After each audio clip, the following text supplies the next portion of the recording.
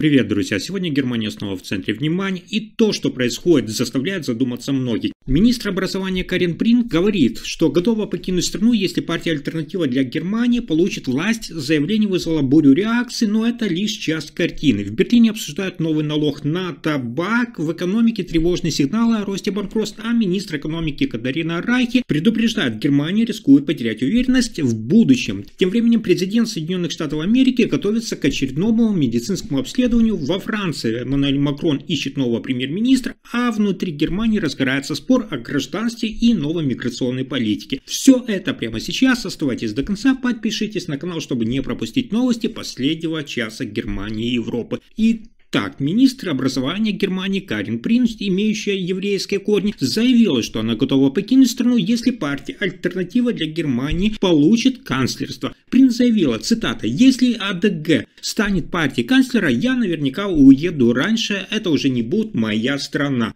Она отметила, что государство становится все сложнее обеспечить безопасность тех, кто открыто демонстрирует свою религиозную принадлежность, например, через ношение традиционных символов. По ее словам, такие люди ощущают нередко превзятое отношение или недоброжелательство в обществе. К тому же Принт признала, что многие ее знакомые рассматривают возможность создания финансовой подушки за рубежом на случай непредвиденных обстоятельств. Она допускает, что если придется ей эмигрировать, то наиболее вероятным вариантом был бы Израиль, хотя это серьезный шаг. И это только начало. В Германии в правящей коалиции обсуждается возможность введения специального налога на табак, доходы от которого направят на поддержку системы здравоохранения. Цель – это повысить цену на табачные изделия, сделать их менее привлекательными и использовать полученные средства для компенсации расходов касс медицинского страхования. Парламентарии от фракции СДПК и ХДС, ХСС, в частности Кристос Пантасис и Симоне Борхард, подтвердили, что готовы вести разговор о такой дополнительной надбавке. Борхард настаивает, что налог должен быть рискобазированным, то есть справедливым с точки зрения тех, кто наносит вред здоровью, и чтобы собранные средства шли исключительно на профилактику и программу отказа от курения. Со своей стороны Пантасис отметил, что позиция Союза меняется. Раньше ХДС, ХСС выступали против дополнительного налога на табак. Теперь же этот инструмент рассматривается, но при условии, что это не просто символический шаг, а эффективный вклад в здравоохранение. В правительственном Минздраве парламентский госсекретарь Тирмас Дзёрге выразился осторожно. Он признает, что курение и пассивное курение создают расход для системы здравоохранения. Внимание, около 30 миллиардов евро в год, плюс косвенные издержки, и что налоговая политика может иметь направляющий эффект.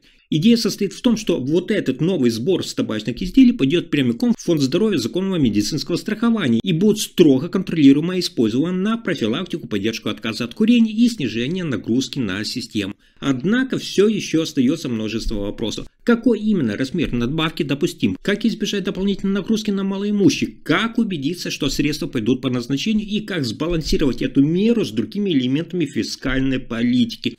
И это не единственное, что сегодня взбудоражило политику. Федеральный министр экономики Германии Катарина Райхе констатирует, граждане ощущают, что дела идут далеко не хорошо. По ее словам, многие уже не уверены, что будущее поколение окажется в лучших условиях. Райхе впервые лично представила прогноз правительства по экономике и подчеркнула, что рост на уровне 1,3% в следующем году и 1,4% в 2027 году – это тот слабый сигнал, если не сопровождается глубокими реформами. Рост в значительной степени будет обеспечен крупными инвестициями в инфраструктуру и оборону, но, как отметила министр, значительная часть этих вложений – это не просто поддержание существующего состояния дорог и объектов. Она предостерегает от иллюзий. Если не внедрить комплекс мер по снижению энергетических затрат, мобилизации частных инвестиций, снижению бюрократии, росту потенциала трудовых ресурсов, углублению торговых связей и инноваций, предстоящий рост может оказаться таким соломенным огоньком. По мнению Райхе, без реформ неизбежны конфликты за ограниченные ресурсы между климатическими мерами, социальными обеспечениями и обороной. Чтобы сохранить вот этот баланс, нужна жесткая политика и смелые решения. На пресс-конференции вместе с министром выступил новый глава отдела экономической политики Бенджамин Вайгер, экс-сотрудник аналитических органов и бывший эксперт по финансовой стабильности. Он, как и министр, настаивает, что нужно реформировать систему, адаптировать ее к вызовам 21 века.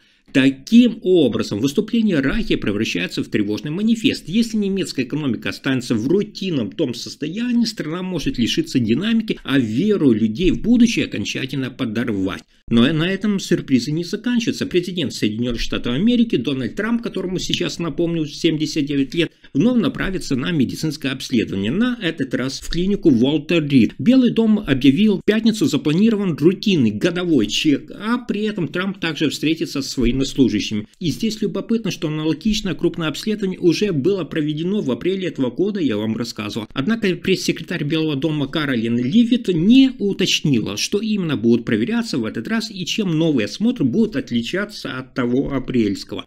Напомню, что в апреле по итогам обследования были представлены результаты анализа крови и иных медицинских тестов. С тех пор Трамп официально жалоб не высказывал, хотя в прессе обсуждают различные мелкие недомогания, например, отечность рук и ног. Нынешний визит в клинику вызывает интерес в свете возраста главы государства и высокой чувствительности публики к его здоровью. Тем не менее, Белый дом утверждает, что обследование будет рутинным и не предполагает экстренных вмешательств. А вот следующая новость способна удивить даже скептиков. В Германии нарастает волна корпоративных банкротств, и даже старейшие фирмы уже не защищены от краха. За первые 6 месяцев 2025 года зарегистрировано около, внимания, 11 900 заявлений. Это рост на 9,4% по сравнению с прошлым годом. Это сравнимо с пиком времен финансового кризиса. В числе пострадавших шоколадная фабрика Ригейлен, когда-то заявлявшаяся как мировой лидер по производству рождественских фигурок. Завод в Кадельсбурге будет закрыт, производство перенесут в Польшу, а около 200 сотрудников потеряют свои рабочие места. Химический концерн Инеос под управлением миллиардера Джима Рэдклиффа объявил о закрытии завода по производству фенола в Гладбеке. В своем заявлении он обвиняет европейскую политику. Слишком высокие энергозатраты и штрафы за СО2 якобы подрывают промышленность. Производитель автозапчастей Кикер, расположенный под Дюссельдорфом, оказался в сложной ситуации. Иностранные владельцы не одобрили дополнительные инвестиции, хотя заказы продолжают поступать. Это создает неопределенность для примерно 700 сотрудников. Эксперты называют 3 главных фактора трудностей: высокие фиксированные издержки, слабый спрос и сокращение внешнего финансирования. На политическом уровне звучит тревога. Лидер фракции «Союз» Йенс Шпан отметил, цитата: «Единственное, что растет, это число банкротств». Канцлер Фридрих Мерц, вступивший в должность с обещаниями перемен, уже слышит критику: реальность нас обогнала. Таким образом, Германия сталкивается с системным кризисом. Не только молодые фирмы, но и культовые бренды вынуждены замедляться или закрываться. Если не сконцентрировать политику в промышленной стратегию, негативные тенденции могут привести к дальнейшему экономическому снижению. Тем временем в Европе разворачивается новая интрига. Президент Франции Эммануэль Макрон намерен в ближайшие 48 часов назначить нового премьер-министра вместо Себастьяна Лекарню, который подал в отставку после менее чем месяца на посту. Лекарню выступил по телевидению, подтвердив, что его миссия завершена и что он больше не станет главой правительства. Он рассчитывает, что Макрон определится в ближайшие сутки-другие, отказавшись от преждевременных парламентских выборов. В интервью Лекарню подчеркнул: президент остается лицом государства и не должен уходить с должности, несмотря на призывы конкурентов. Он также отметил, что тема пенсионной реформы сильно усложнила переговоры и стала ключевым пунктом недовольства фракций. Слева и справа от политики Франции уже идут споры, реформы, бюджет 2026 года, формат правительственного большинства. Все это под большим вопросом. Таким образом, Франция вновь оказывается перед кризисом стабильности. Макрон делает ставку на нового премьер-министра, надеясь избежать распуска парламента и новых выборов. Следующая новость добавляет огня в общую картину происходящего. В Германии разгорелась бурная дискуссия вокруг упрощенного получения гражданства. Речь идет о реформе, которая позволяет быстрее получать немецкий паспорт и сохранять прежнее гражданство. Многие жители страны считают, что политика партии Христианско-демократического союза ХДС нарушает свои обещания. Ранее партия обещала отменить ускоренную натурализацию, известную как турбонационализация, которая позволяет стать гражданином всего лишь за 3 года проживания. Вместо этого условия стали более мягкими. Теперь человек, проживший 5 лет в Германии и проявивший усилия по интеграции, может получить паспорт и сохранить гражданство другой страны.